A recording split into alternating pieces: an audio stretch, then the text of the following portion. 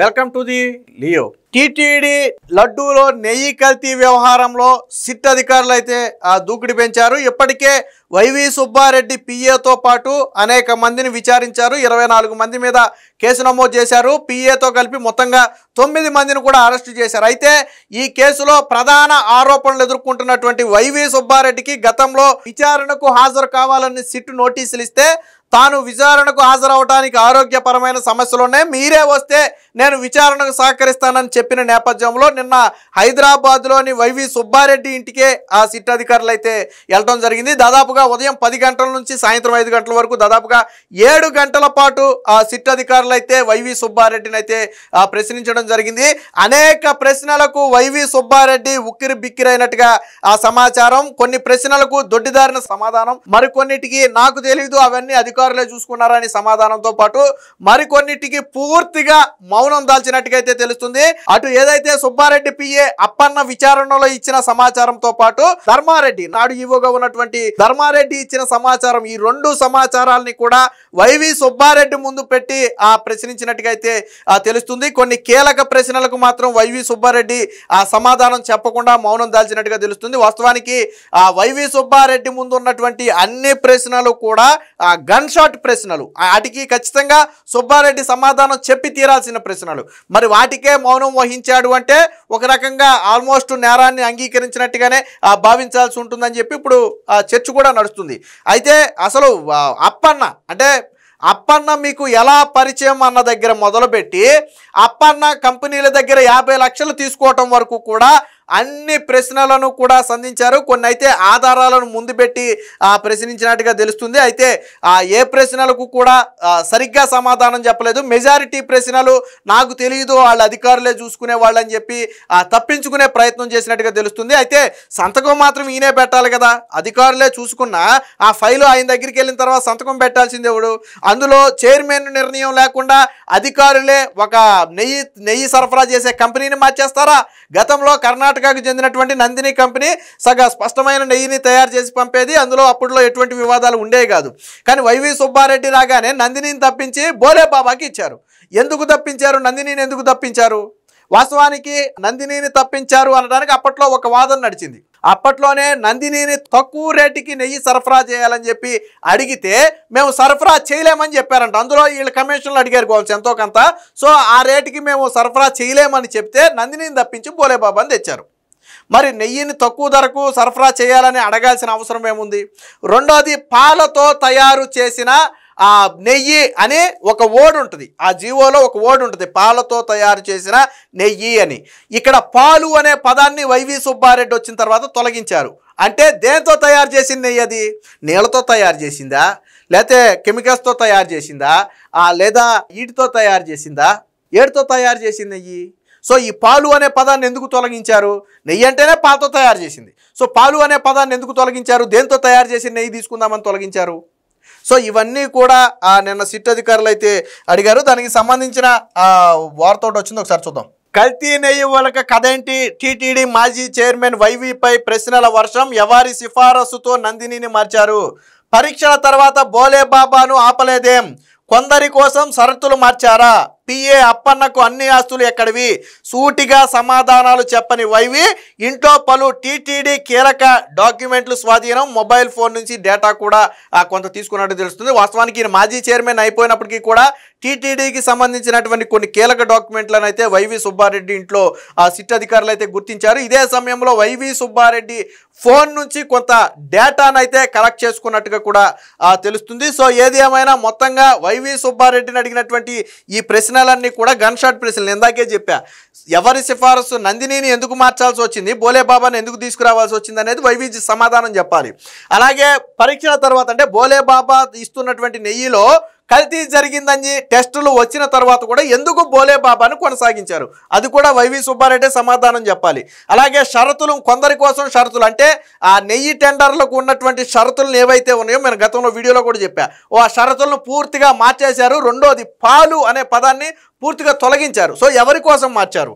అలాగే అప్పన్నకు అన్ని ఆస్తులు ఎవరు? నీ పిఏకి ఎందుకు ఆస్తులు వచ్చాయో నువ్వే చెప్పాలి. నీ పిఏకి వచ్చిన ఆస్తుల గురించి ఇంకొకటి చెప్పడు కదా. సో ఈ ప్రశ్నలు ఏటికి కూడా వైవి సుబ్బారెడ్డి అయితే సమాధానం చెప్పలేదు. తిరుమల శ్రీవారి లడ్డూ ప్రసాదానికి వినియోగించే నెయ్యి కాంట్రాక్టులు ఎవరెవరి సిఫారసుల మేరకు కుదిరాయి, కొందరికి అనుకూలంగా ఉండేలా షరతులు మార్చడంలో అప్పటి టీటీడీ చైర్మన్గా మీ పాత్ర ఏంటి, మైసూరులోని ప్రయోగశాల నాణ్యతా రిపోర్టులు ఇచ్చిన తర్వాత కూడా బోలే బాబా సంస్థ నుంచి నెయ్యి సరఫరా ఎందుకు కొనసాగించారు, ఇంత భారీ స్థాయిలో నెయ్యి సేకరణకు దీనికి సంబంధించి కంటిన్యూషన్ కూడా ఉంది. నెయ్యి సరఫరాకు సంబంధించిన ఫైళ్లను మీ పిఏ అప్పన్న ఎందుకు చూశాడు? వాస్తవానికి పిఏ అప్పన్నకు టీటీడీ వ్యవహారాలకి సంబంధమే లేదు. సో అది కూడా ప్రశ్నించారు.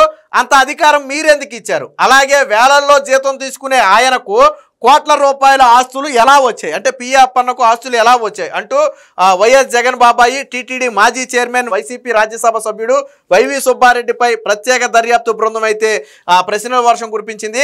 కల్తీ నెయ్యి కేసులో దర్యాప్తు కోసం సుప్రీంకోర్టు ఏర్పాటు చేసినటువంటి ఈ ఏదైతే సిట్ ఉందో ఇది ఆయన నివాసంలోనే దాదాపుగా 7 గంటల పాటు అయితే ప్రశ్నించింది. మొత్తంగా 24 మంది మీద ఇప్పటికే కేసులు నమోదు చేశారు. అందులో 9 మందిని అరెస్టు చేశారు. దాంట్లో ధర్మారెడ్డితో పాటు అప్పన్న ఇచ్చినటువంటి సమాచారం ఆధారంగానే ముందు ఎందుకు వైవి సుబ్బారెడ్డిని విచారించలేదు అంటే, ముందు పిఏ ఇచ్చినటువంటి సమాచారం, నాడు ఏఓ ఇచ్చినటువంటి సమాచారం, ఈ రెండింటినీ కూడా సుబ్బారెడ్డి ముందు పెట్టి ప్రశ్నించడం కోసమే ఆ రోజు ఆపారు.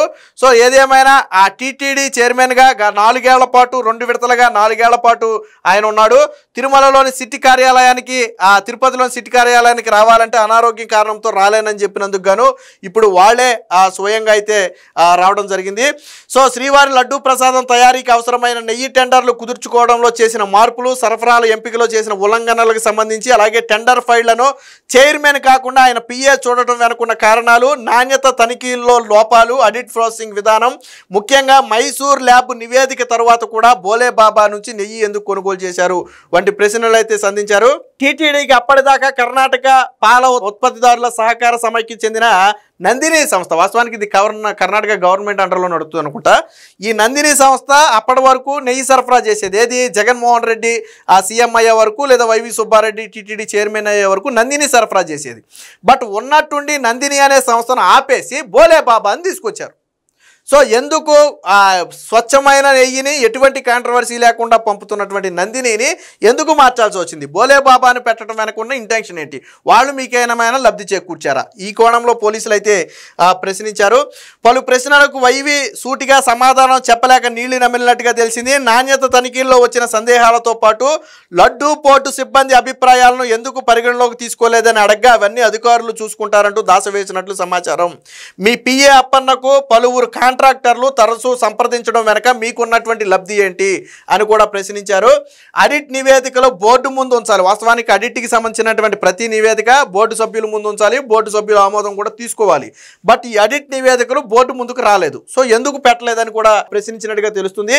ఇక ప్రీమియర్ డైరీ నుంచి చిన్న అప్పన్న హవాలా రూపంలో 50 లక్షల రూపాయలు తీసుకున్నాడు కదా, ఆ విషయం మీకు తెలుసా తెలియదా అని కూడా ప్రశ్నించారు. మరి ఆయన ఏం సమాధానం చెప్పాడో మనకైతే తెలియదులే. కానీ గతంలో ఏ బోర్డు తీసుకొని రీతిలో నెయ్యి సేకరణ టెండర్ నిబంధనలో పాలతో తయారు చేసిన నెయ్యి అనే చోట పాలు అనే పదాన్ని వైవి హయాంలోనే తొలగించారు. ఎందుకు తొలగించారు?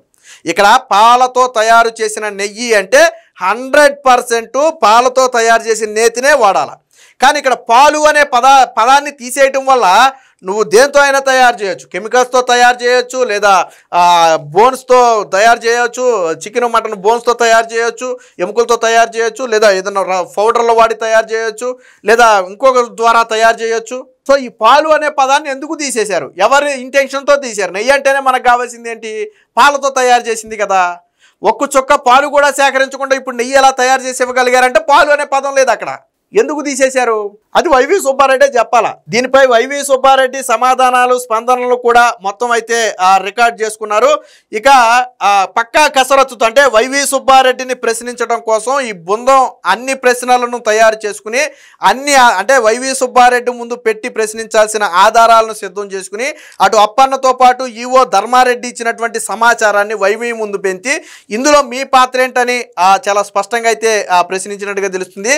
అలాగే అవసరమైతే మరొకసారి విచారణకు వస్తాము, సహకరించాల్సి ఉంటుందని చెప్పి కూడా వైవి సుబ్బారెడ్డికి అయితే సిట్టు బృందం అయితే చెప్పినట్టుగా తెలిసింది. బట్ మెజారిటీ ప్రశ్నలకు వైవి సుబ్బారెడ్డి మాత్రమే చైర్మన్ హోదాలో ఉండి సమాధానం చెప్పాల్సిన ప్రశ్నలకు కూడా సమాధానం చెప్పలేదు. అంటే ఏంటి? మౌనం అర్ధాంగీకారం అని చెప్పేది ఒక సామెత ఉంది. ఇప్పుడు బోలే బాబాకి ఎందుకు నెయ్యి ఇచ్చారు నందిని తప్పించి అంటే అది వైవి సుబ్బారెడ్డి సమాధానం చెప్పాలా. అంతకంటే బెటర్ క్వాలిటీ ఇస్తామన్నారా, తక్కువ రేటుకి ఇస్తామన్నారా, లేదా మీకేదైనా లబ్ధి కుదిరిందా? అలాగే పిఏ అప్పన్న ఎందుకు టీటీడీ వ్యవహారాల్లో ఇన్వాల్వ్ అయ్యాడు, మీరు పర్సనల్గా చూడమని పెట్టారా? అవసరం లేదు కదా. అలాగే బోలే బాబా నెయ్యి కల్తీ నెయ్యి అని తెలిసిన తరువాత కూడా ఎందుకు కొనసాగించారు, అది కూడా వైవి సుబ్బారెడ్డి సమాధానం చెప్పాలి, చైర్మన్ నువ్వే కాబట్టి. సో ఇలాంటి పలు ప్రశ్నలకైతే వైవి సుబ్బారెడ్డి సమాధానం చెప్పకుండా ఆ మౌనం వహించినట్టు తెలిసింది. ఏది ఏమైనా మొత్తంగా ఆ సిట్ విచారణలో వైవి సుబ్బారెడ్డి ఇంట్లో కొన్ని టీటీడీ కీలక డాక్యుమెంట్లతో పాటు సుబ్బారెడ్డి మొబైల్ నుంచి కూడా కొంత డేటా అయితే కలెక్ట్ చేసుకున్నారు. అటు మొత్తాన్ని కూడా విశ్లేషించిన తర్వాత సిట్ అధికారులు ఒక నిర్ణయానికి వచ్చే అవకాశం అయితే ఉంది. Please subscribe to Leo news for more videos.